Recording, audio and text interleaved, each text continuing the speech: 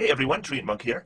So Unearthed Arcana has just come out with class feature variants, and I normally don't even look at Unearthed Arcana. I get asked often, what do you think of the Lore Wizard? What do you think of the Artificer? What do you think of the Twilight Cleric? Well, I don't know. I haven't read any of that stuff.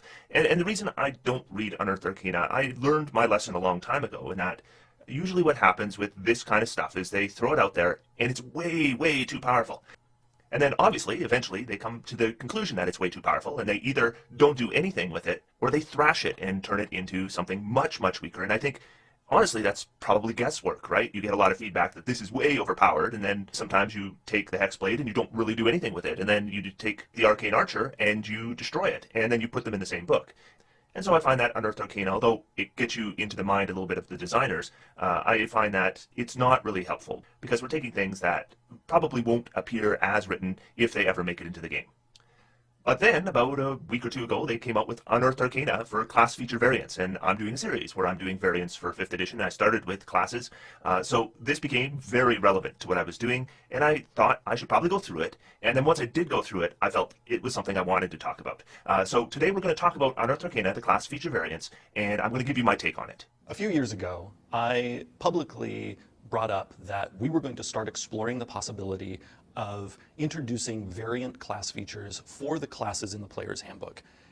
At the time, there was a lot of interest in that, also curiosity, what might that look like? Well, this most recent Unearthed Arcana is exactly that. That is that thing I brought up several years ago that we were going to explore, and now we finally have been able to reveal the fruit of that exploration. So yeah, this is all playtest stuff, and honestly, a DM has to decide if it's going to appear in any of their game. They can take some of it, they can take all of it. I honestly think you would be crazy to take all of it. I don't think that some of these features should be playtested at all. I think you should dump them right at the gate. But then there's some other ones that I think are interesting or add some versatility. So let's go through them together, and I'll give you my take on it. So we begin with Proficiency versatility. Now, proficiency versatility is something that would apply to all characters. So this is the only one that applies to all characters. And basically, what happens is when you get an ability score increase, at the same time, you can replace one of your skill proficiencies with another one from your class. Now, I don't see this being a balance issue. Being able to change one of your skill proficiencies for one that's available in your class. Honestly, with most builds I make, I wouldn't take advantage of that, because I'm going to be taking the skills I want right when I make the character. But then again, new players sometimes might make a rogue, and they might not realize that perception comes up as often as it does. And once they realize that, it might be nice for them to be able to maybe get rid of a proficiency they had that they don't use, and then switch it for one that they think they will use. So again, I don't think this is a problem for balance, and I think it's perfectly fine to put in the game. So then we start with our classes, and we'll just do them in the order they're presented here in the document, which is alphabetical order. So we begin with the Barbarian. Now the Barbarian, I would say, is maybe one of the weaker classes in the game. I think they're really, really good at low level, but maybe at higher levels they could use some options or a boost. So what they get is at 2nd level, they get an option instead of Danger Sense. Now, Danger Sense gives you advantage on dexterity saves as long as you can see what it is that's causing the save. So it's already a decent ability, and so we get an option to replace it. And what we do is we pick 2 skills that we didn't have before, and then you get expertise in them. Now, from a balance perspective, I don't have a problem with that. Barbarian being an expert in nature or perception is just fine. My issue with this is just it doesn't make a lot of sense. So let's say your Barbarian is proficient in, I know, survival and nature, and then at 2nd level, you're going to take 2 skills you weren't proficient in the first place, and suddenly you're expert at these 2 things that you couldn't do at all before. It would make a lot more sense to me if you were maybe picking up 2 new proficiencies, and then 2 of your original proficiencies you got expertise in. This idea that suddenly you're an expert at something you couldn't do at all before, I don't think it makes sense. We then get a 5th level Barbarian feature called Instinctive Pounce, and this would replace Fast Movement. Now, Fast Movement gives you a 10-foot bonus to movement. That's a pretty significant bonus, and then what this does is when your creature ends its turn within 15 feet of you, you can use your reaction to move closer to that creature. And I could definitely see that being a flavorful thing. You've got a Barbarian on the front line, and then some enemy comes up, maybe to another party member. Maybe they didn't want to get too close to you, but they accidentally came within 15 feet. Suddenly you use your reaction, and you're right next to them. So I think that's pretty cool, and I think fast movement is pretty good as well. So trading fast movement for Instinctive Pounce, I think has some good and some bad, and it's probably pretty even. And I like this ability more than Survival Instincts. If I did want to playtest some of these features, Instinctive Pounce would be one I would consider. So that brings us to the Bard. Now the Bard, I would say, is already one of the most powerful classes in the game. To me, Wizard is probably the most powerful class in the game, and then Bard is second. And so Bard really doesn't need very much. So let's see what they get. Well, the first thing they get is Bard spells. So we're going to increase the number of spells on the Bard spell list. Now the list here is huge. There are 22 spells here that get added to the Bard spell list. That's just unprecedented. We're really, really increasing the number of Bard spells available for Bards. And some of these ones, I think, probably should have been Bard spells to begin with. We got Color Spray there. Why Color Spray wasn't a Bard spell to begin with, I don't know. But then we have some other ones that I think really change Bards, because Bards are good at certain kinds of spells. They can do illusions, they can do enchantments, they're good at debuffing enemies, they're good at buffing allies. But what they don't have are a lot of spells that buff themselves or turn themselves into more powerful fighters. They don't have spells that protect themselves. They don't have shield, they don't have blur, they don't have mirror image. And so this creates some challenges when you make a Bard. Now what you have to do is think about how you're going to take this guy who's got leather armor, not a lot of hit points, and no defensive spells, and keep him alive. And so when you make a Bard, you have to make a few choices to make that work out. But here what they've done is at second level, you can see they've added aid and mirror image. So that's going to add hit points to yourself and other party members, as well as an option you can do in combat that's going to turn attacks against you into automatic misses. One of the best defensive spells in the game. So not only are we increasing the number of Bard spells, we're definitely changing what Bard spells can do. The versatility of Bard spells got a huge increase here. Then we get into magical inspiration. This goes to Bards at first level, and it's basically just makes Bardic inspiration and makes it better. Now this is really weird to me, because what Jeremy Crawford says is that these features in this document aren't intended for increasing abilities that are already good. They are intended to increase non-load-bearing features of the class. Where is there a feature in a class that maybe is really just there for flavor? It's not a load-bearing element of a class, where we could provide an alternative or an enhancement that would give people a new experience. So who's telling these guys that Bardic Inspiration isn't a load-bearing feature of the Bard? It's one of the central features of the Bard, and it is a good feature, but we're going to make it better. If a creature with Bardic Inspiration die from you casts a spell, then the creature can roll the die and add the number to a damage roll or a healing roll of the spell, and then you lose the Bardic Inspiration die. Now I need to just mention that this is more powerful than Inspiration was in the first place. We've more than doubled the power here. Much more than doubled the power, and let me explain why. So when you give somebody else an Inspiration point, they can maybe use it to take an attack and add it to the chance to hit.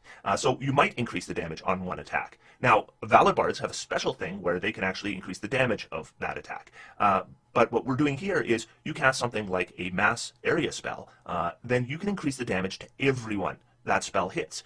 So you do a fireball and you hit 5 creatures, then you're getting your Bardic Inspiration die 5 times added to the damage. That's a huge increase. And it gets even worse when we look at it added to healing, because then you cast something like, say, a mass healing word that would normally give a d4 plus your ability score modifier to a bunch of different people. And we're adding a Bardic Inspiration die on top of that for everyone affected by that spell. That might be several people. And we're taking something that didn't do a lot of healing in the first place, so that die ends up being a bigger percentage increase. We might double the amount that spell does. So why wouldn't a Bard who ever has magical inspiration ever give inspiration to somebody who can't cast spells? You'd be taking your own inspiration and making it much, much worse.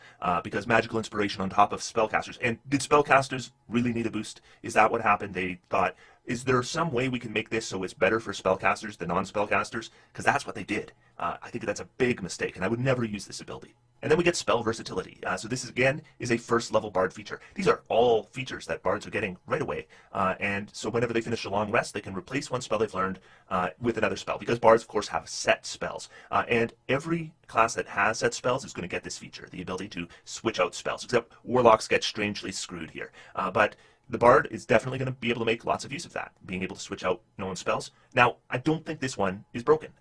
Being able to switch out one spell for one other spell with a long rest is pretty good. It is definitely an increase in power. One I'm not sure that Bard's needed, but I don't think it's out of control. So the Bard overall just got buffed here, just swole, and I'm not sure why you would take the Barbarian and give them very little, and then you would take the Bard and give them so much. It just seemed a little bit crazy. And again, if we're enhancing non-load-bearing features, their spells, their inspiration, I mean, maybe if you were to do something with Counter Charm, that might make sense for Bards, because Counter Charm is an ability that is flavor but not powerful. But instead they took abilities that were already powerful and they're making them better. So that brings us into the Cleric, and the Cleric is going to get cantrip versatility, and this allows them to replace one cantrip with another when they gain a level in Cleric. I don't think this is a problem, but I don't think it's also overly useful. The Clerics don't have a lot of cantrips to choose from. They tend to go ahead and they will take like one attack cantrip, and then maybe one utility cantrip, like a guidance, and then they might take one flavor cantrip, like a thaumaturgy or something like that. And after that, as you get cantrips, sometimes you aren't even sure where to place them. So cantrip versatility, I don't think is a problem, but I don't think it's something that is going to see a lot of use. So that brings us into Cleric spells. So like Bards, Clerics get an increase to the number of spells on their spell list. But unlike Bards, they're only getting 9 spells. Bards got more than twice this amount. And again, I'm not sure why Bards needed such a huge boost. But the one thing I will note here is there are a lot of spells here that I think are appropriate for a Cleric. I like to see Wrathful Smite here at first level. I think if you are playing a melee Cleric instead of a cantrip Cleric, then I think that Wrathful Smite will be something that you're going to see a lot of use of and be very thankful is on your list, because it is a good spell and it is definitely going to be a boost for Clerics that are in melee. I also am really glad to see Aura of Vitality here at 3rd level, because Aura of Vitality is a spell that is going to give the Cleric, of course, has the reputation of being a class that is specialized in healing. But they're not the best healer in the game. I mean, Druids are significantly better than Clerics at healing, and Paladins are probably as good as Clerics at healing. But adding Aura of Vitality to the Cleric spell list gives them a huge boost when it comes to healing, and I'm glad to see that, because people who want to play a Cleric who's a healer now have a really strong healing spell that's not a 1st level spell. Then again, there are some spells here that I wish weren't on here. One example would be Power Word Heal, showing up at 9th level. Now, it might make sense. Why on earth wouldn't Power Word Heal be a Cleric spell? But Power Word Heal is kind of the crappy healing 9th level spell. The good healing spell at 9th level is Mass Heal, which Clerics get. So putting Power Word Heal here just kind of creates a bit of a trap, and maybe somebody who's not used to 9th level spells, who maybe gets access to them for the first time with a Cleric who takes Power Word Heal, is selecting a trap. They would be much better off taking Mass Heal. Power Word Heal is kind of the crappy version that Bards got, and now we're including it with Clerics, and like I say, I don't think this adds anything to the Cleric, and it maybe creates a bit of a trap. Then we get into our first Cleric ability that I think is a problem, and that's Channel Divinity, Harness Divine Power. This is a 2nd level Cleric feature, and it enhances your Channel Divinity. You can expand the use of your Channel Divinity to fuel your spells. As a bonus action, you touch your holy symbol, utter a prayer, and regain 1 expended 1st level spell slot.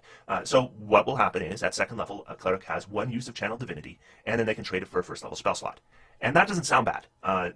1 spell slot for 1 Channel Divinity, that's a fair trade-off, right? My issue with it is that Channel Divinity comes back every short rest. So what a Cleric can do now is, if they don't use their Channel Divinity, every time they take a short rest, they can now get an additional 1st level spell. Now, this used to be something that Wizards could do and Land Druids could do, but they could only do it once. A Cleric is going to be able to do it over and over again. So if you are taking more than 1 short rest in a row, a Cleric is going to have more spells than a Wizard or a Land Druid or those classes and subclasses that we thought were supposed to be specialists in this area. Nope, now the Cleric can cast more than any of them. Blessed Strikes. This is an 8th level Cleric feature, and it would replace either your Divine Strike or Potent Spellcasting. Now, what Potent Spellcasting normally does is, if you cast a Cleric cantrip, you would add your ability modifier for Wisdom to the damage. And Divine Strike, what you would do is, if you attacked with a weapon, you would get a d8 bonus to damage of a type depending on your subclass, but it would only be on melee weapons, and then it would become 2d8 at level 14. So this is what you would take instead, and every Cleric who could take it should take it, because in battle, what you can do is, anytime a creature would take damage from one of your spells or weapon attacks, you can also deal 1d8 radiant damage to that creature. Now, my issue with that is, this is basically automatic, because cantrips either work or they don't, and weapon strike either hits or it misses. But things like Spirit Guardians, for example, are going to do damage to enemies whether they make or fail their saving throw. So with Blessed Strikes, you will get to use it every round, guaranteed. And it's radiant damage, so it's one of the good types of damage that's seldom resisted or immune. And basically, at 8th level, you replace an ability that might do extra damage with one that just will do extra damage. Did Clerics really need a big boost at 8th level? Clerics are spellcasters, they're getting pretty powerful around 8th level. And just making their Spirit Guardians, which was already a great spell, even a better spell, I'm not sure I agree with. Now, the one limitation is, it's limited, fortunately, to 1 creature. So you can't use Blessed Strikes with your Spirit Guardians and then have it affect everyone the Spirit Guardians hits. Thank goodness. At least there was some foresight here on parts of the designers not to allow that. But what they have done is they've taken something that might do 1d8, and they're going to replace it with something that will do 1d8. So again, overall, I think clerics did reasonably well here. Not as well as bards, not nearly as well as bards, but harness divine power, I think, is a problem. I don't think it's a problem at higher levels, but at second level, a cleric should never be able to just get a first level spell back every short rest if they don't use their channel divinity. That's just too much. And Blessed Strikes just makes divine strike and potent spellcasting better. It's not really an alternative, it's an upgrade. Now, if I was to use something from this, I might use the cleric spells. This is too an upgrade from the cleric, but at least the kinds of spells there, I think, add something that the cleric maybe did need. So that brings us into the druid. So again, we're going to get cantrip versatility at first level, and it works the same way, so you can change out your druid cantrips. And again, there's not a lot of druid cantrips I like. There's a few, and usually I probably wouldn't be changing them out. But I could see doing something like maybe taking Shillelagh at low levels, and then at higher levels when it's not so good, maybe trading it out for something else, like Primal Savagery or something. So cantrip versatility, I think, for druid is a reasonable buff. Then we get into the druid spells. Now druids, like with the bards, are getting a huge increase here. There are 21 new spells here, so almost as many as the bard. And some of these are really good. Revivify is a big bonus for a druid to have. Thunderstep, huge for a druid to have. Druids normally don't get a lot of teleport spells at lower levels, and Thunderstep is one of the best ones. And then Cone of Cold, I don't think is a broken spell, but it's definitely probably better than any of the other blast spells that druids get. So there is some good stuff here. There's some crappy stuff here too, like Incendiary Cloud or Ceremony. Those aren't great spells, but overall, this is a boost, and there's some nice stuff there. Now this one here, Wild Companion, to some degree I like it. To another degree, I really, really dislike it. So what this does is it enhances Wild Shape. Now, if you are not a Moon Druid, Wild Shape is a utility ability, and I could definitely call it a non-load-bearing ability of non-Moon Druid. But if you are a Moon Druid, at second level, Wild Shape is broken. I've talked before, in fact, in my Moon Druid guide, I went over pretty specifically how a Moon Druid has a very weird power curve. At first level, they're pretty normal. Then at second level, they become the most powerful class in the game, by far. And then they stay the most powerful class in the game at level 3 and level 4. And then by level 5, they're losing a bit. And then at higher levels, Wild Shape doesn't keep up. And then Moon Druids become a little bit weaker until they get to their capstone, of course, which of course breaks the game. But when it comes to this, what we're doing is we're boosting Wild Shape for all druids. And what you do is you get the ability to, basically, you can do the Find Familiar spell. And that is a really nice boost for druids, and I'm a little disappointed because I'm doing something very similar with my druid variant. But one thing I'm not doing is I'm not giving it as an enhancement to Wild Shape that Moon Druids can take advantage of at second level. I think that's ridiculous. Because what we're doing here is we're boosting something that was already a problem. Second level Moon Druids are already a problem. The last thing in the world they needed is for their Wild Shape to get an enhancement at second level. Maybe an enhancement at 5th level or 6th level, but at second level, that's a crazy idea. And so I wouldn't use this, or I would find a way to introduce it later. And so that's the Druid. So now the Druid spells, this is a pretty big list. I don't think you're going to break anything if you want to try it. Cantrip versatility, again, I don't think that's a problem either. Wild Companion, I think, is a problem. I think if you've got somebody playing a Moon Druid and then you're giving them the Find Familiar spell as an enhancement to Wild Shape at second level, you're already going to find that Moon Druid's a problem at second level, and this is just going to make it worse. So that brings us into the fighter, and now the fighter one here gets a lot of stuff, and I think it is really strange how it's been implemented. So the first thing that's going to happen is you're going to get some fighting style options.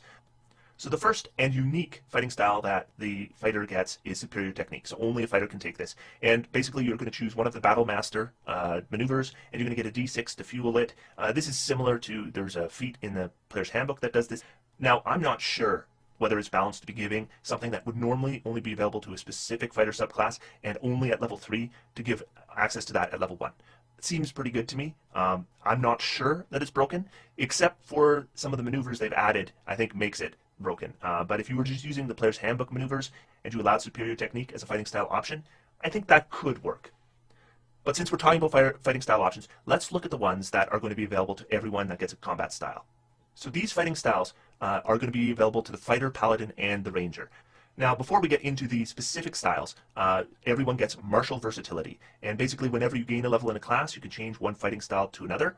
I actually like this. This is something that I would definitely consider playtesting, because what happens sometimes is you're playing a fighter and maybe you took the two-handed combat style, and then this nice magic item comes along and it's not a two-handed weapon, and you have the wrong combat style, but you're using it anyway because it's a good weapon. And it would sure be nice to be able to change a combat style. So I like that. I think that's something I wouldn't necessarily use with those characters, but it would be a nice option to have. But let's get into the style options, because I think there are some concerns here. So first thing to note is that fighters, paladins, and rangers will all get access to all of these. So normally the paladin and ranger have less fighting style options than the fighter. By adding more to all of them, you're lessening that difference. Now the very first one is the one that I would definitely never allow, and that's blind fighting. I think because it's just better than all the other combat styles, in my opinion. Being unable to see a creature doesn't impose disadvantage on your attack rolls against it, provided the creature isn't hidden from you. Now, in a lot of cases, what we'll have is advantage and disadvantage canceling each other out. So you're in a fog cloud, advantage and disadvantage cancel each other out. You're in magical darkness, they cancel each other out. Soon as you have blind fighting, then you just have permanent advantage. So you have permanent advantage in fog clouds. Not even true sight allows you to see through fog clouds or get rid of that disadvantage from fog clouds, but blind fighting does. Magical darkness, you could have devil sight or blind fighting. So blind fighting is helping you there as well. Then you're fighting an invisible foe. You could have see invisibility or you could have blind fighting, and both of them are going to cancel the disadvantage of fighting somebody who's invisible. So blind fighting just applies so many places. I mean, Warlock can get Devil's Sight, and that's really good when combined with Magical Darkness, but this has that advantage and so much more added on top of it, available at first level. It's just too much. And if I was an Eldritch Knight and I could cast Fog Cloud and Darkness myself, this just is going to be basically permanent advantage for my character. It's something I definitely would not allow as a DM, and I just warn you against it. The next one is Interception. This one I have less problem with, although it's better than the combat style that it clearly is intended to replace. Because I think this is intended to be a replacement for the Protection combat style. That would allow you to use your reaction to make somebody next to you a little harder to hit. Now what you get is when a creature you can see hits a target that's within 5 feet of you with an attack, you can use your reaction to reduce the damage to the target by 1d10 plus your proficiency bonus. You must be wielding a shield or simple martial weapon to use this reaction. So like Protection, except instead of making it harder for the attack to hit, we're going to reduce the damage. Now what I would note is that at low levels, this is too much. D10 plus your proficiency bonus is very likely going to be more than the damage to begin with. So instead of making the attack less likely to hit, we're negating it entirely. So it becomes a lot better than Protection at low levels. Now the problem with Interception, of course, is it doesn't scale well, because your proficiency bonus scales very slowly. At 20th level, this is 1d10 plus 6. When you're taking 40-50 points of damage with a single hit, that's barely reducing it at all. So what we've done is we're replacing the Protection feature with something else that is way better at first level, and then pretty much useless at high level. But I just think there's a problem here. This is too good at low level and not good enough at high level. Then that brings us to thrown weapon fighting. And again, I feel a little bit tread on because I have a plan for an additional feat that is very similar to this. But what this does is when you make an attack with the thrown weapon, you can draw that thrown weapon as part of the attack. So when your fighter maybe is attacking 4 times in a round because you're using an action surge, well then normally you would be limited to 1 thrown weapon because of your interact with an object limitation. But with this fighting style, you can make every attack with a thrown weapon and just draw and throw and draw and throw. And then you get a +1 bonus to the damage roll. Now, I would say that as far as combat styles go, this one is less powerful. And this is not one of the more powerful combat styles. But I still like it because what it does do is it opens up a concept that otherwise is impossible within the rules, and that is any kind of thrown weapon character. If you want to make a thrown weapon character in D&D, it's very hard to do it effectively. Thrown weapon fighting goes a long way to making it more feasible as an effective combat style. So I'm glad it's there, even though I think it's a little bit less powerful than the other options. And if you are going to be using my variants, it will be unnecessary, because there will be a feat. Now the feat is worded quite differently than this, but it is going to be doing a very similar thing. And then we get to unarmed fighting, and a lot of people will be glad to see this on a fighter list, because there's been a lot of call for fighters to have some kind of unarmed option. But I think there's a problem here. So your unarmed strikes can deal bludgeoning damage equal to d6 plus your strength modifier. If you strike with 2 free hands, the d6 becomes a d8. So this is just plain out worse than using a weapon, but at least you get to do it unarmed. And you could still use a weapon, and then if you become disarmed, you could then start punching, which would be kind of fun, I guess. Then when you successfully start a grapple, you can deal 1d4 bludgeoning damage to the grappled creature. I don't think that's a problem either. Here's the problem. Until the grapple ends, you can also deal this damage to the creature whenever you hit it with a melee attack. So a melee attack might be with a weapon. So if you have a fighter who has maybe a longsword and then a free hand, then you can use unarmed fighting to grab the enemy, grapple them, and then you can start beating on them with your sword for additional damage. Why on earth is unarmed fighting adding to your sword damage? Now, is unarmed fighting broken? On its own, I would say no. But when we add it to one of the maneuvers that we're going to see, yes. Okay, so when we get into maneuvers, the first thing we get is maneuver versatility. So what it does is if you know any maneuvers, you can replace one maneuver you know with a different maneuver whenever you finish a long rest. I think what's most important to note about this is that significantly changes the superior technique fighting style, which gives you one of the maneuvers. That means we can now change out our maneuver every time we take a long rest. But there's one maneuver that, of course, we're definitely going to want because it's broken. So we'll get to it. Let's get into our maneuver options. So a bunch of new maneuvers come available. The first one is ambush. When you make a dexterity stealth check or an initiative roll, you can expand one superiority die and add it to the roll.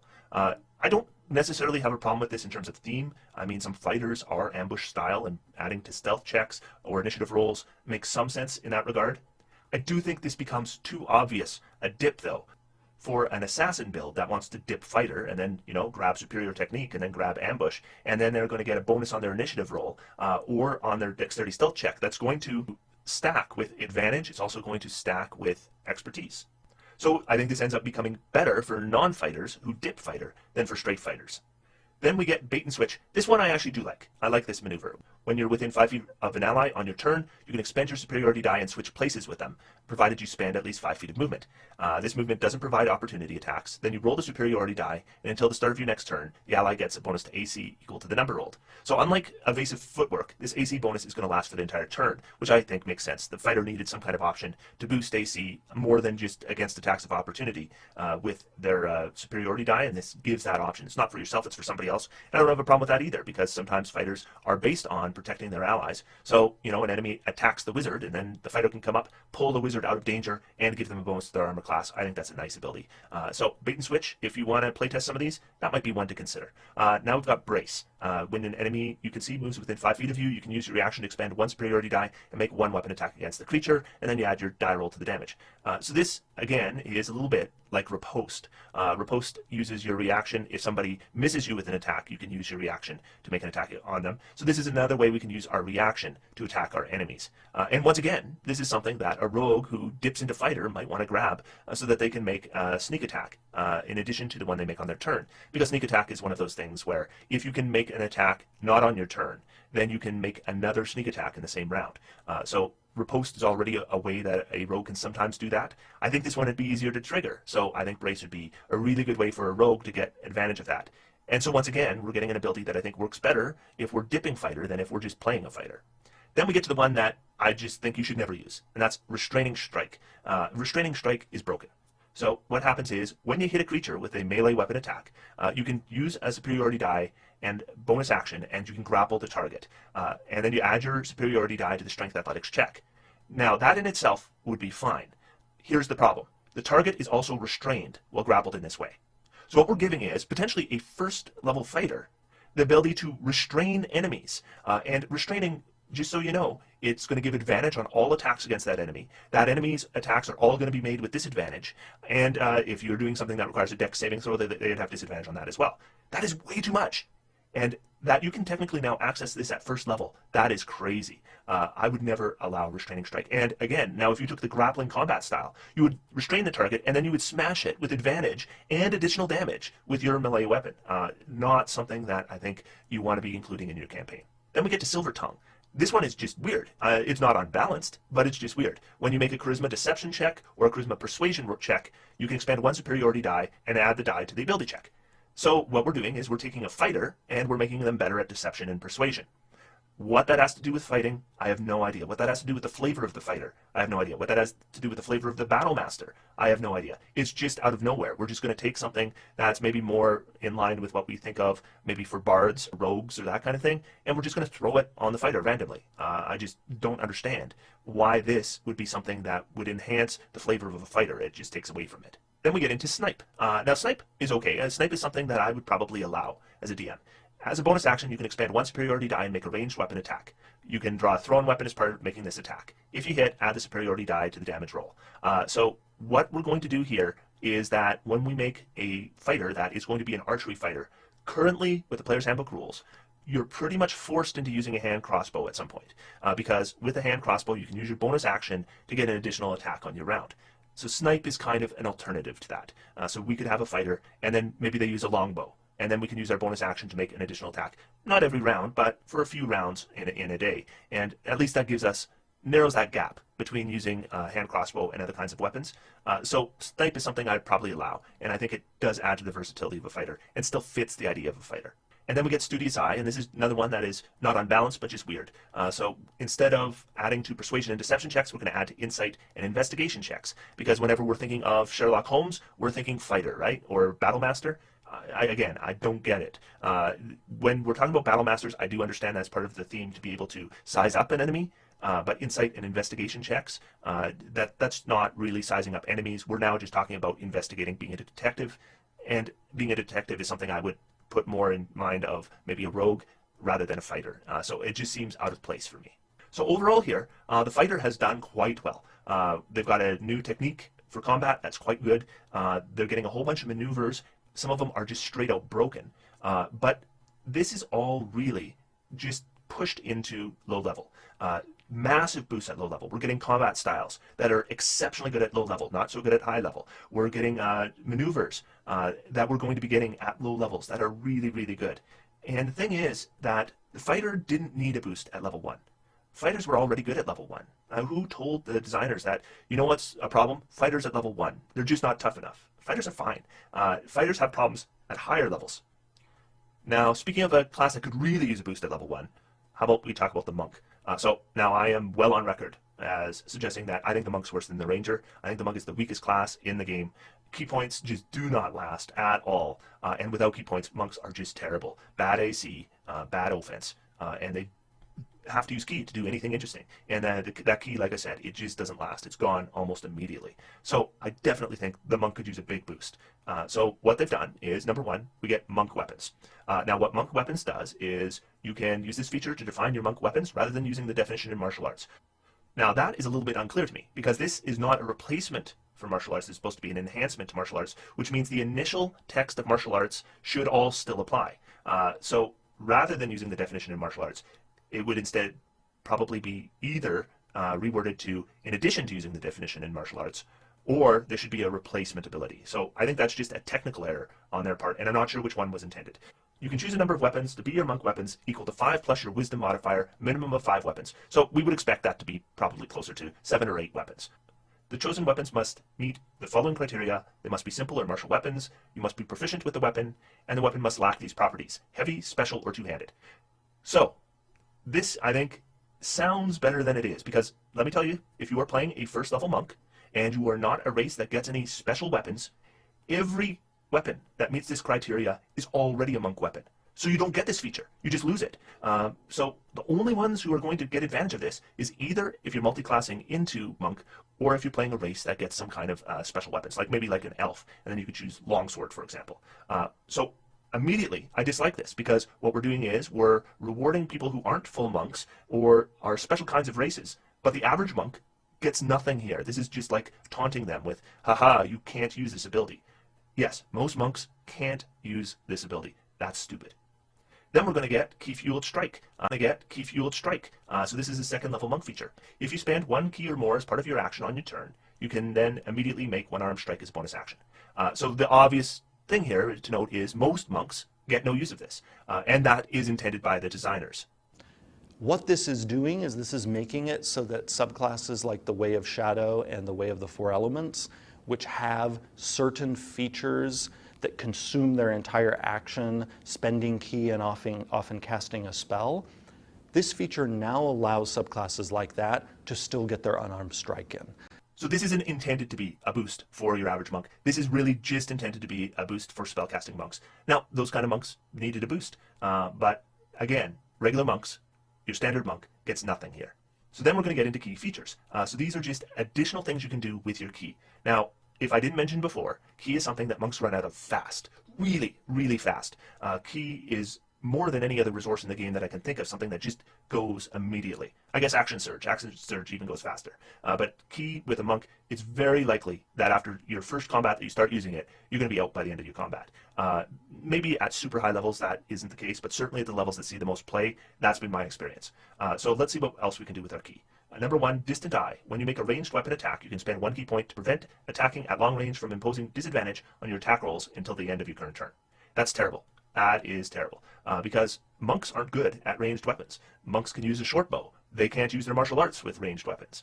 So you are using a short bow without using any kind of special bonus to a short bow. So you're about as good as a barbarian using a ranged weapon. It's just not the thing that you are good at. So is it what you want to be spending your resources, your precious resources, just to prevent a disadvantage to hit, when if you hit, you're going to deal very little damage? So terrible ability. You can add it if you want. I mean, I don't see a problem balance-wise, but monks that use it are just going to be worse off. Then we get quickened healing. As an action, you can spend 2 key points. So this one's expensive. You can spend 2 key points and roll a martial arts die. You regain a number of hit points equal to the number rolled. Okay, this is a slap in the face.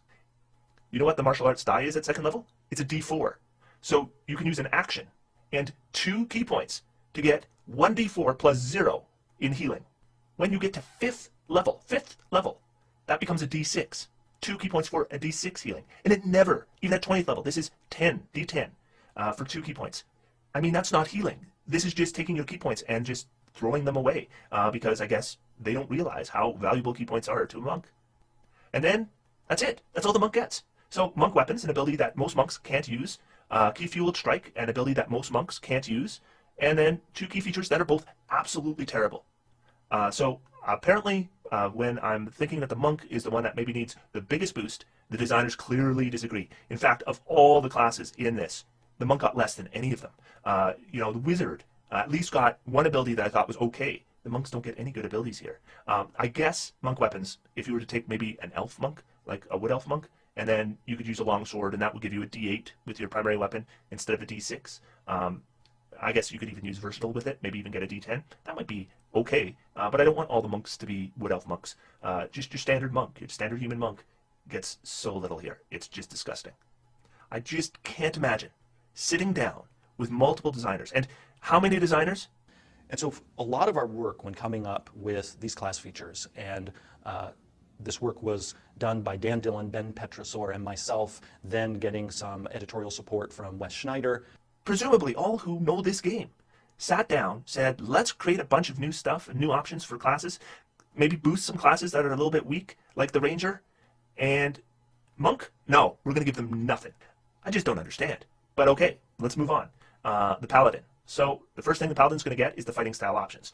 So right away, of course, they're going to take blind fighting, because blind fighting is better than all the other combat options. But they do get one additional option, Blessed Warrior. You learn 2 cantrips of your choice from the Cleric spell list. They count as Paladin spells for you, and Charisma is your spellcasting ability for them. And then whenever you gain a level in the class, you can switch out one of those cantrips. Now, I don't think that's unbalancing, and I think there's certain kinds of concepts for Paladins where I might consider that, but I do think it's less powerful. I don't think this is up to the power of most combat styles. Losing an entire combat style to get 2 clerical cantrips, and cleric cantrips aren't that great. I mean, guidance is good. Again, being able to get guidance is nice, but it's not something that maintains effectiveness at higher levels. And so Blessed Warrior is probably something that you wouldn't want to keep. You'd want to get rid of it at some point. Now, if we can switch out combat styles, I could see taking Blessed Warrior maybe at level 2, and then maybe switching it out by level 4 or 5. Then maybe I could see taking that. But overall, I don't think it's a problem, but I don't think it's one of the more powerful combat styles. Then we're going to go to Paladin spells. Now, there's only 7 spells here. And honestly, 6 of those spells don't really mean a lot to me. One of them does, Spirit Guardians. Spirit Guardians just showed up at 3rd level. And Spirit Guardians is perfect for a Paladin, because, of course, it's one of those spells that does really well when mixed with a melee character. So when Paladins can get Spirit Guardians, that is incredibly powerful. I mean, a lot of the so-called sword-in builds are based around the ability to get Spirit Guardians through Divine Soul Sorcerer multiclass. And then a lot of people will choose either Oath of the Crown or Oath of Conquest, and Spirit Guardians is a big part of that decision. If they're taking Oath of the Crown, which is otherwise pretty crappy, Spirit Guardians is probably the main reason, if not the only reason, they would consider that subclass. So I think that's a problem, because what you're doing is you're taking a subclass that's already not great, like Oath of the Crown, and then you're taking the one thing that kind of makes it special, and then you're just making it universal for all the Paladins. So you're just kind of making the Crown pointless. Why would we ever take that? Oath of Conquest is a little different. Oath of Conquest, I think, without Spirit Guardians being unique to that subclass, I still think there's lots of reasons why you might want to play an Oath of Conquest, but Oath of the Crown, that just kills it. But this one is dumb. Channel Divinity, Harness Divine Power. This is the same as the Clerical ability. Remember that Clerical ability I said is too powerful at second level because what you're going to do is you're going to take a second level Cleric and make them able to cast more spells than anybody else in the game? Well, let's give it to the Paladin, because now they can use their Channel Divinity to get a first level spell slot back. And like with the Cleric, they'll be able to do it with every short rest. Now they have to be third level instead of second level. But what you're going to end up with is third level Paladins that can cast more spells than some second level full spellcasters. And that's ridiculous. Paladins are already really good, and even without additional spells, they just don't need it. This is just going to make them more powerful than they needed to be. And if the Paladin needed a boost at all, which maybe it does, but that boost would need to come at high levels.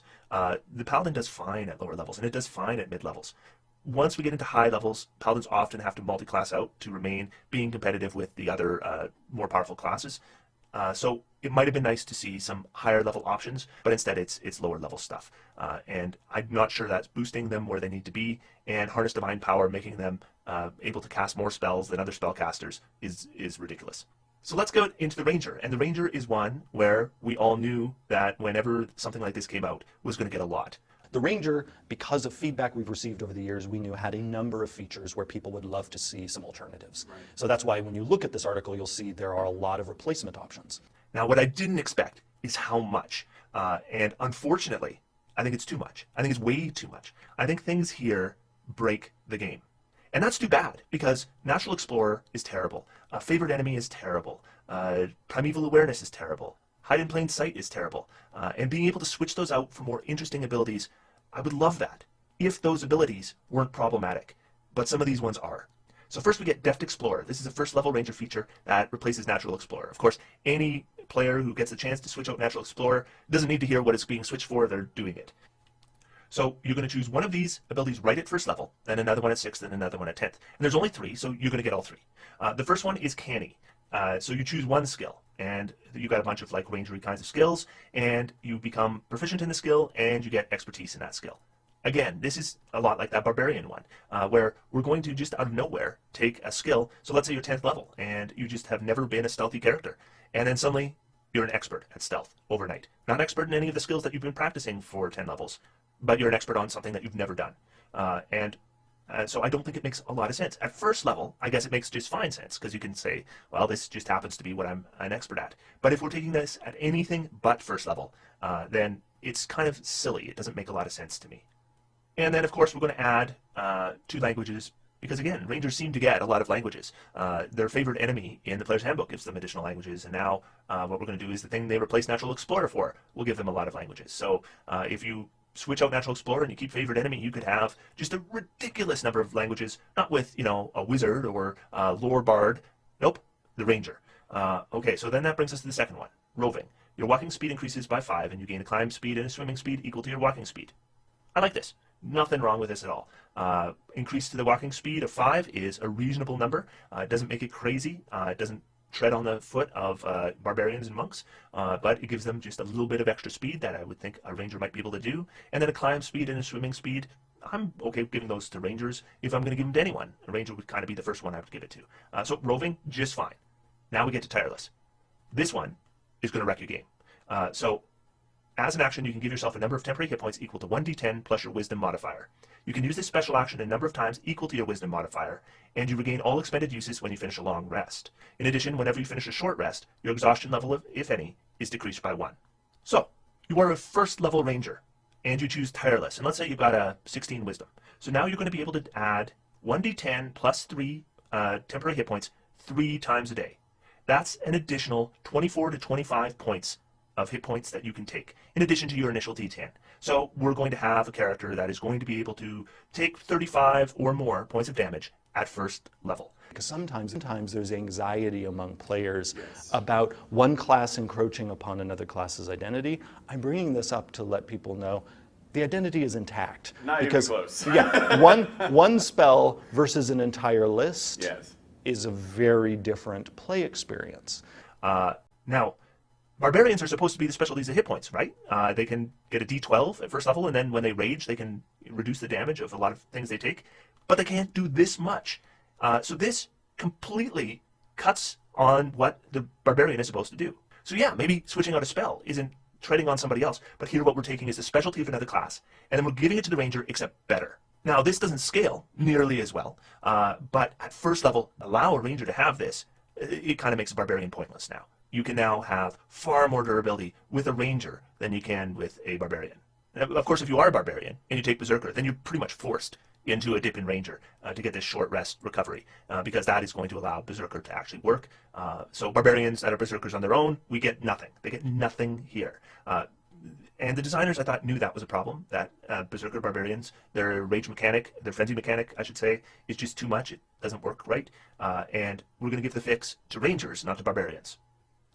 So can you use this as written? No, you can't. You can't use this as written. And that sucks, because Natural Explorer sucks, and I would love to have something to replace it. This isn't the thing to replace it. Now, what you could maybe do is, if you were to say, force the player to take Canny at level 1, and then maybe Roving at level 6, and then maybe Tireless at level 10, this might work. But if you allow the player to choose, and they choose Tireless at level 1, you've wrecked your game. Now, speaking of things that are ridiculously powerful, let's get into Favored Foe. So this is a first level ranger feature. First level.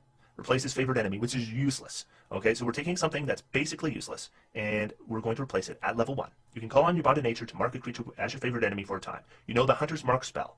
You can use it a certain number of times without expending a spell slot, and without requiring concentration. A number of times equal to your wisdom modifier, a minimum of once. You regain all expended uses when you finish a long rest. When you gain the spellcasting feature at second level, Hunter's Mark doesn't count against the number of ranger spells you know.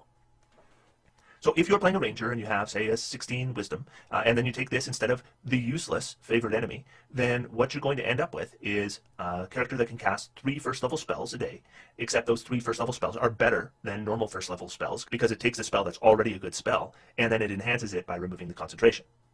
Now, could you imagine taking a ranger at first level, and then you get this, and then you take that Tireless on top of it, and now you have a character that's doing more damage than anybody else in the party, and you can take more damage than anybody else in the party? I mean, again, I understand people were frustrated with the ranger. I'm not sure I agreed that the ranger was weaker than the monk, because I thought there was a lot that spells did to help a ranger. But I absolutely agree that Natural Explorer was crappy and it's frustrating, and Favored Enemy is crappy and it's frustrating, and it's nice to be able to trade them out for anything else. But what they've done here is they are replacing them with extremely powerful abilities, and especially in the case of Tireless, we're talking about an ability that is game-breaking. Now, I don't know that Favored Foe is game-breaking. Maybe this one does require playtest. It seems very powerful on the surface.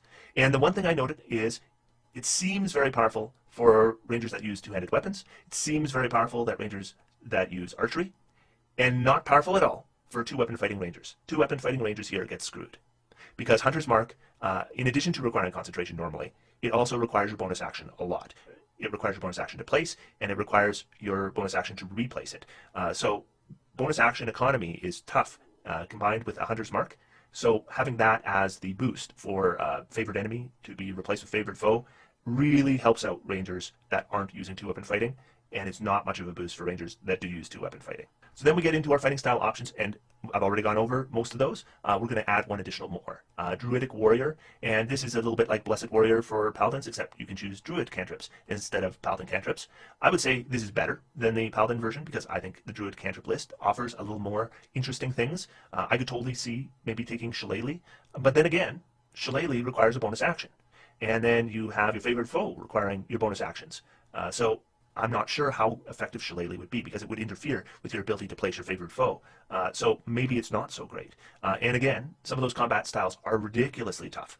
So I probably wouldn't take Druidic Warrior. I'd be taking Blind Fighting. And then we're going to get into Ranger spells. And remember how the other classes were getting certain numbers of spells? Well, the Rangers get 15 spells. This is over only 5 levels. So they just really just are handing everything to the Ranger here. And there's some stuff here that makes perfect sense. Entangle should have been a Ranger spell to begin with, right?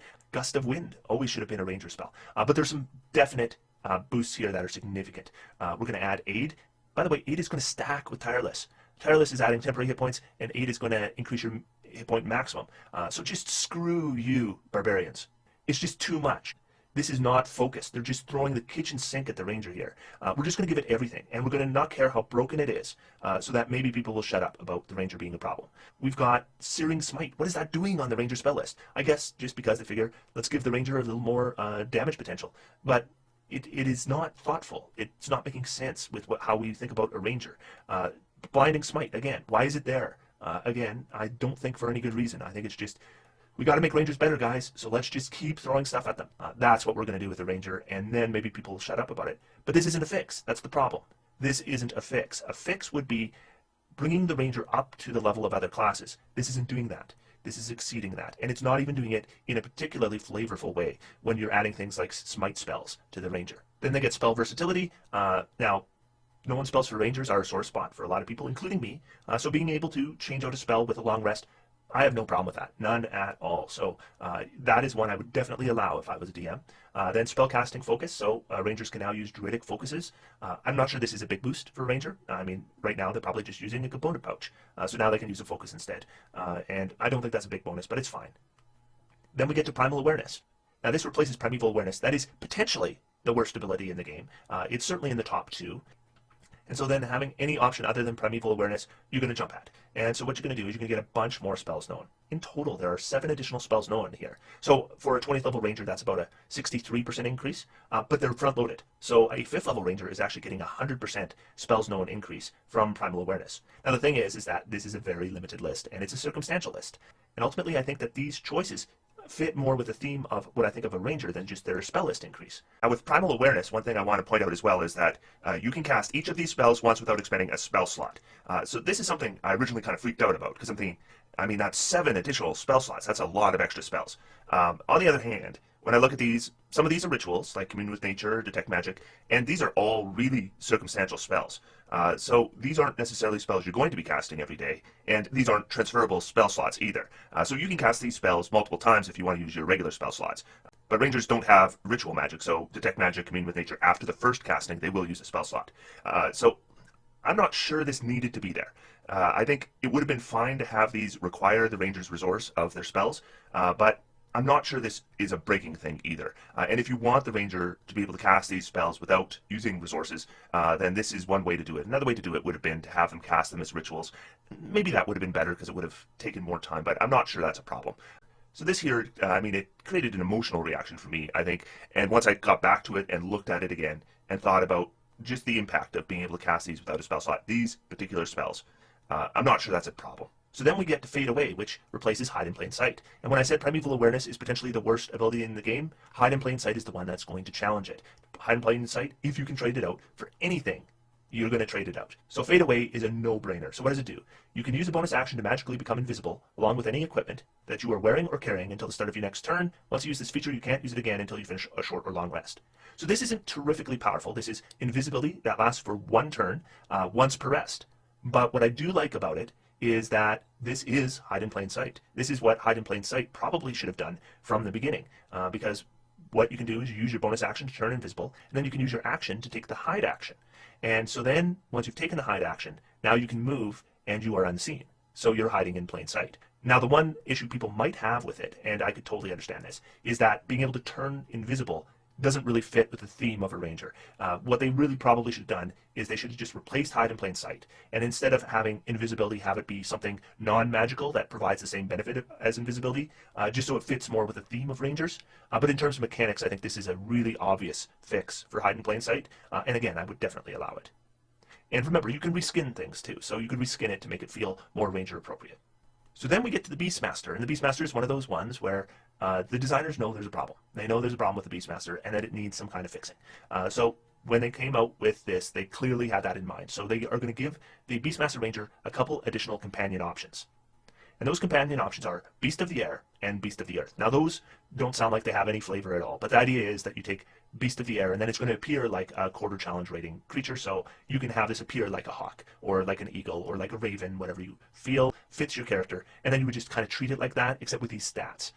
And what this is going to do for you, whether you take Beast of the Earth or you take Beast of the Air, is a few things. The first thing is the hit points are going to get a significant boost over anything else you could choose, because normally the hit points are going to be 4 times your ranger level, but here what you're going to get is 5 times your ranger level, plus you're going to get your constitution modifier, plus you're going to get your wisdom modifier, and they're going to get d6s equal to your level, so now that when you take a rest, they can heal a reasonable amount of those hit points on their own. Then we get Primal Rebirth, and so what they're doing here is when your creature dies, you can use your action and a spell slot to bring your creature back to life. Now, although this takes 1 action to complete, note that it does take 1 minute for your creature to come back, so it's not something that's going to help you in the middle of combat. So basically, they're providing a way that you can get your creature back when it dies. seems pretty cheap to me. I mean, you got a ranger that's any kind of reasonable level. One first level spell slot is a pretty minor investment to get basically a resurrection. So yeah, I think it's maybe a little on the cheap side. If your creature dies, well, I guess I'm a little bit down for the rest of this combat, and then that's it. I'll just bring it back to life with full hit points. So yeah, if I was to redesign this, I think I might have had it be a little more expensive to bring that creature back. But anyway, it does address the fact that a lot of people had concerns about creatures dying and then you couldn't bring them back. And then you get Ready Companion. And what this basically does is it's going to be the fix for the problem with Ranger Companions using up the Ranger's action. Because currently, the way it's written in the Player's Handbook is a Beastmaster Ranger, until they get to 5th level, they don't attack. They just sit there and watch their creature attack because they have to give up their attack every round so that the creature can attack. And if they don't, the creature just stops attacking in the middle of combat for no reason whatsoever, which is just insane. It doesn't make any sense. So their fix for that is, instead of using your action, you're going to get Ready Companion, which basically has it be a bonus action. Now, as a fix, I think this works somewhat, but I really don't think this is the best solution. Now, we've seen tons of variants for Rangers, and I've certainly seen this one come up before as a suggestion. And the general feeling is that, number one, it doesn't make sense that a creature is going to start attacking an enemy. You command it to attack, and it attacks, and then it stops the next round. That doesn't make a lot of sense. And the second thing is that once you start taking your bonus action away from the Ranger, you're screwing over the 2-weapon fighter. Again, we're going to screw over the 2-weapon fighter because they can't use 2 weapons if they're going to have a beast. So that's, again, really dumb. I prefer the fix that I came up with. Of course I do. I'm going to be biased there, but I do think it makes more sense to have it that the Ranger is going to use their action to command their beast to attack. And then once it's been commanded to attack, it continues to attack on its own. And I think that's balanced, and I think it works fine. And I think it makes a lot more sense than the bonus action fix. But if you don't have the option of that, bonus action is a better fix than nothing. And so that brings us through the Ranger. So what we end up with is a Ranger that has some problems because we're taking the Ranger that is maybe one of the weakest classes in the game, and then we're going to make it more powerful than any other class in the game. So this is more than a fix. What you've done is you've taken something that's broken one way, and then you've broken it in the other direction. Now, if I'm your DM, I'm either not allowing Deft Explorer at all, or I'm restricting the levels in which you can take it, and Tireless is definitely not something you're getting at low level. Favored Foe, I'm not sure. I'm not sure if that should be allowed at all. If you're going to do both Deft Explorer and Favored Foe, I think that's big problems. I think you're just asking for problems. But again, I don't like Favored Enemy, so it needs something. I don't know that this is the solution for that one either. Druidic Warrior, I got no problem with that. That was fine. The Ranger spells added. Weird list, and it doesn't make sense for the Ranger. Again, I don't have a problem boosting Ranger spells, but I'm not sure it just makes sense to give the Ranger a bunch of smiting spells. Now, spell versatility, I think, is a good option. I think that makes a lot of sense.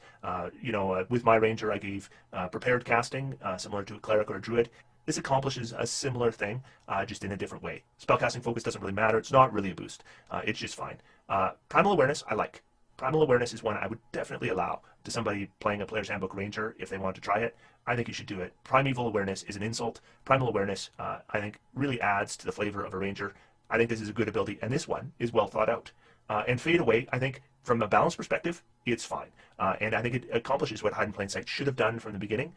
From a flavor perspective, I think it needs a reskinning. I think it needs to feel more natural rather than hocus pocus and then you turn invisible poof. I think it should be just more like Hide in Plain Sight reworded, and then the Rangers using their natural terrain or something like that to gain the benefits similar to what invisibility would give. And then I think mechanically, though, it's a good feature, and I think it's already a balanced feature. I'm just not sure that the abracadabra nature of it right now makes a lot of sense for Ranger. So yeah, a little reskinning I think could work there.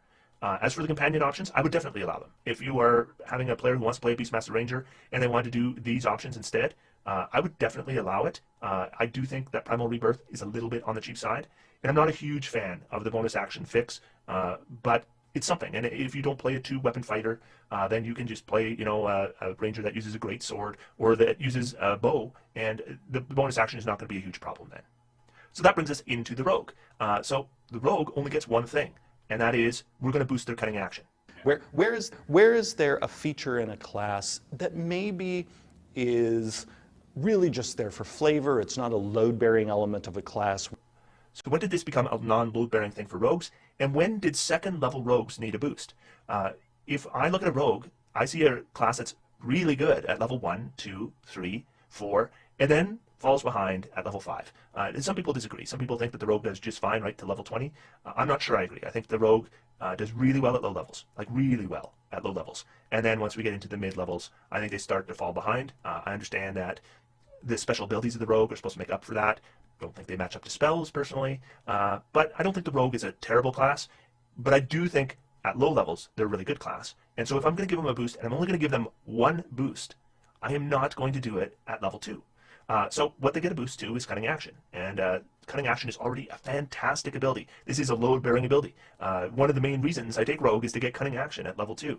It's fantastic. But we're going to get an additional way to use our Cunning Action, carefully aiming your next attack. As a bonus action, you give yourself advantage on your next attack roll on your current turn. And then you can only use it if you haven't moved, and you can't move after you use this. So basically, you can't move at all on your turn. It's a very wordy and clunky way of saying that you can't move at all on your turn, but that's what it means. So you can't move at all on your turn if you use aim. So this is clearly going to give a huge bonus to ranged rogues versus melee rogues, which again is strange to me because at second level, I would say that ranged rogues were already better than melee rogues. Now, the addition of things like Green Flame Blade and Booming Blade kind of changes that when you get to level 5. But again, we're going to give this at level 2, and we're going to give something that only enhances the better kind of fighting. So if I was going to do something like this aim thing, I think it should be added maybe at level 5 instead of level 2. Level 2, it just doesn't make sense when they added it, especially if you're only going to give the rogue one thing. So that brings us into the Sorcerer, and we get into the Sorcerer spells, and the Sorcerer spells, we're not going to get a whole lot of them. In fact, we're only going to add 10 spells, and we're not going to see Wall of Force on this list, we're not going to see Contingency on this list, we're not going to see Force Gauge on this list, or any of the obvious exclusions from the Sorcerer spell list.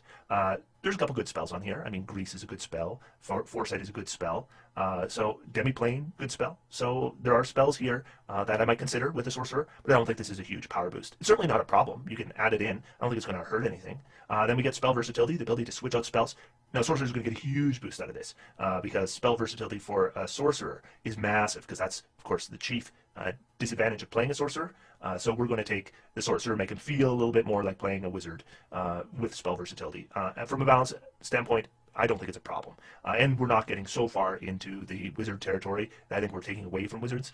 Then we get into Font of Magic options. So this is new ways in which we can use our sorcery points.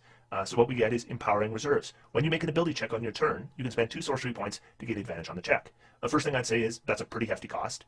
And then the second thing I'd say is, why? Why are we giving sorcerers advantage on ability checks? Shouldn't ability checks be something that's more in the line of a bard or something? It just doesn't seem to fit. It's kind of out of left field. Then we get Imbuing Touch. You can touch one non-magical weapon, you spend 2 sorcery points, and then it's treated as magic for a minute for the purposes of defeating resistance and immunity. I certainly don't have a problem with this one in terms of flavor. For flavor-wise, this seems like something a sorcerer would be able to do. 2 sorcery points seems like a hefty price, especially considering we're using an action. It's only lasting a minute. But if you're in the middle of combat and somebody's weapon just isn't working, then it's probably worth 2 sorcery points. So it's okay, but I would say it's one of the weaker uses of your sorcery points. Then we get Sorcerer's Fortitude. As an action, you can spend any number of sorcery points to roll d4 for each point expended. You gain a number of temporary hit points equal to the total rolled.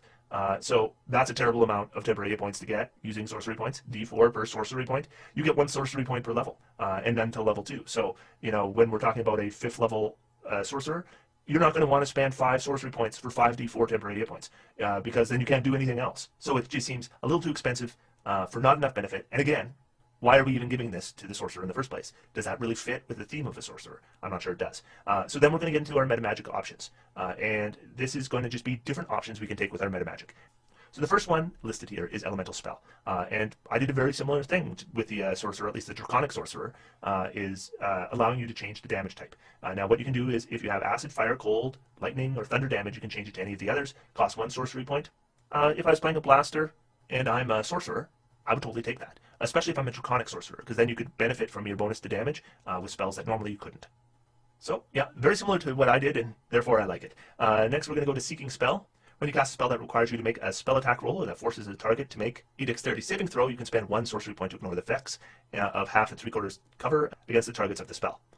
That's terrible, right? You're getting metamagic, you're using sorcery points, and you can ignore some cover. So, yeah, I just am... I mean, I guess if you're doing a fireball against things that are all in cover, they're all going to get a bonus to dexterity saving throws, so you could ignore that. I still don't think, even then, even in the perfect situation, I don't think you're going to get as much from this as you might get from other kinds of meta magic. So yeah, I think that one's pretty crappy. And then you get an unerring spell, which I also think is pretty crappy. You use 2 sorcery points when you make an attack roll with a spell and you miss to roll again.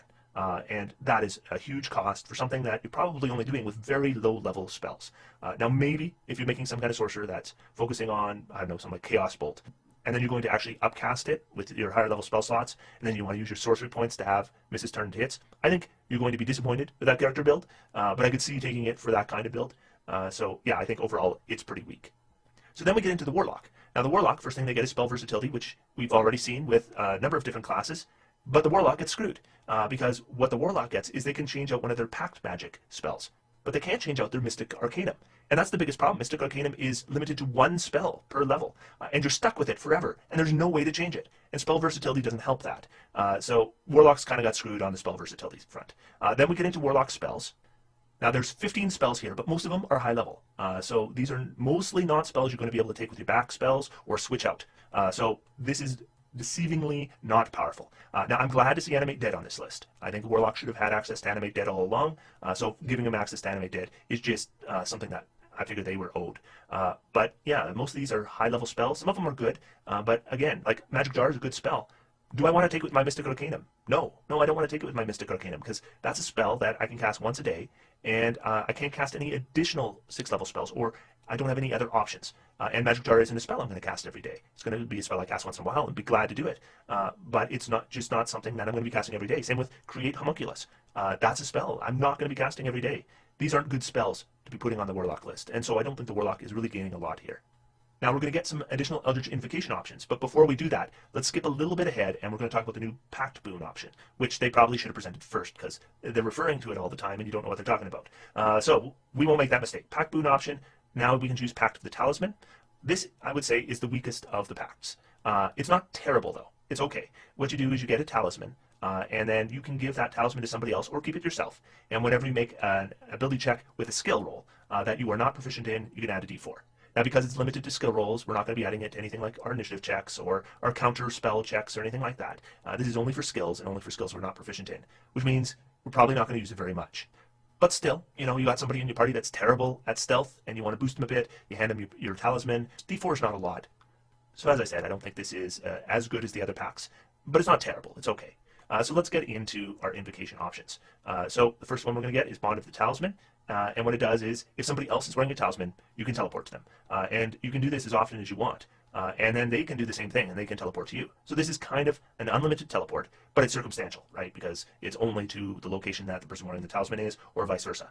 So yeah, I think this is okay for a 12th level ability. I think it's in line with the other 12th level abilities, so that it's going to give somebody who takes the talisman a decent option, and at that point, that's unique to them. So yeah, not bad. Then we get to Chain Master's Fury. This is a Pact of the Chain feature, and you can use your bonus action to command your familiar to attack. Thing is at 9th level, you don't want your familiar to be attacking. Even if you've taken an imp or a quasit or a pseudo dragon, your attacks with them at that level just don't cut it. So doing it as a bonus action is no big deal. You put your familiar in melee, they'll probably just get killed, and I don't see it being a big boost for you. Certainly not worth an invocation slot. Then we're going to get Eldritch Armor. Now what Eldritch Armor does is, if you are Pacted the Blade, you can touch a suit of armor that's not being worn, and then you can wear it and you're proficient in it. So basically what this is doing is, if you are not a Hexblade and you're Pact of the Blade, it's a way you can wear armor without multiclassing. Of course, if you are a Pact of the Blade and you're a Warlock and you're not a Hexblade, you probably already multiclassed in order to get armor. So this is just another method for you to do it. Now, Pact of the Blade is so invocation hungry. This is going to be really hard to fit on your character. So anyway, it is another option for you. Eldritch Mind requires Pact of the Tome. It's going to give you advantage on Constitution saving throws to maintain concentration. And basically what this does is it provides an invocation instead of the Warcaster feat. That's going to provide you the advantage on Constitution saving throws. Then we get Far Scribe. This is a Pact of the Tome feature. I like this one. What we're doing here is we're allowing creatures to put their name in our Pact of the Tome. And we can do so a number of times equal to our Charisma modifier. So eventually it could be up to 5 names. And then you basically can make free sending spells to the person who wrote their name in the book. So it's circumstantial, but it's kind of cool. So I like it, and I think it's reasonably balanced for the level. And then we get Gift of Protectors. This is a Pact of Tome feature. Again, we're writing a certain number of people's names in the tome. And then what we're doing is we're giving all of them, essentially, Death Ward. And we're giving all of them, essentially, Death Ward every day at 9th level. So this one's a little too powerful. Then we get to investment of the Chainmaster. So this allows you to get your familiar a little more powerful. So they can get a flying speed or a swimming speed. They probably already had a flying speed, so you get a swimming speed. They don't need to breathe. Their weapon attacks are considered magical. And then if the familiar forces the creature to make a saving throw, use your spell save DC. So the problem here is we have one familiar that has a ranged attack, and that's the sprite. So a Quasit or a pseudo-dragon or an imp would need to go into melee, and they might be able to do a little bit of extra damage with their poison, and then they'll probably die. But a sprite has the ranged attack, and the ranged attack has poison. It does no damage on its own, or 1 point of damage. But if the creature fails their saving throw, they get the poison condition, which is pretty crappy. Do I want to send my Quasit into melee because their poison attack has a higher DC? No. But Sprite Familiar just became a lot better than all the other familiars. And I don't think that's a good thing. I don't think we want to make one of the options significantly better than the others. So unfortunately, I don't like this, and I wouldn't use it. So then that brings us to Protection of the Talisman. And what this does is, with your Talisman, whenever somebody lacks saving throw proficiency, they would get the D4. So in addition to skills not having proficiency, it would add to saving throws not having proficiency as well. D4 is not big, so as a 9th level invocation, this one might be fairly balanced. It might be a little on the weak side, I'm not sure. Certainly this could be something play tested. I don't think this is going to be a problem for sure. And then Rebuke of the Talisman. This one I kind of like. So when the wearer of your talisman is hit by an attacker you can see within 30 feet of you, you can use your reaction to deal psychic damage to the attacker equal to your charisma modifier, minimum 1 damage, and push it up to 10 feet away from the talisman's wearer. So this is something you would want to wear yourself, right? So you are going to wear the talisman. Then some creature comes and attacks you in melee. You're not a melee character. And then you can do a tiny bit of damage to them. At first level, 3 points of damage might be significant. At 20th level, 5 points of damage is not significant. But you can push them away from you. And then hopefully they're out of movement. And if they have additional attacks, they can't take them. So I think it's kind of cool. I'm not sure how powerful it is, but I don't think it's something that I would worry about adding to my campaign. So yeah, again, if you want to test something, I don't think this one will be a problem for you.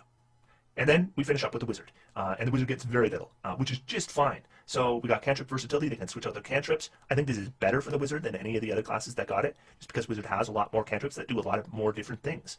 So I could totally see a wizard that maybe starts with ranged attack cantrips and then later in the game wants to switch to melee cantrips. This would allow them to do that. And then we're going to add a few wizard spells.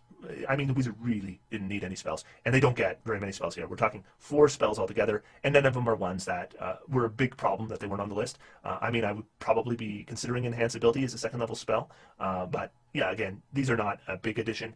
I don't think they're going to be a problem for you if you want to add them. I mean, let's face it, wizard didn't need a boost. So who cleaned up here? Well, the ranger. The ranger cleaned up in a class of its own. Low-level rangers now have triple the hit points of the barbarian, effectively. 2-weapon fighter rangers got hosed and excluded from all the great bonuses for some reason. 2-weapon fighting wasn't too powerful. Other way around, if anything. They didn't need a bunch of exclusions from the good stuff that rangers are getting, but they gave the ranger too much. They've given the ranger too much here. There are things that are broken. Then we get to the bard. Bard made out like a bandit. Why? I'm not sure why Wizards of the Coast felt bards were weak. Bards are very powerful, and Inspiration is a load-bearing ability. It's very powerful.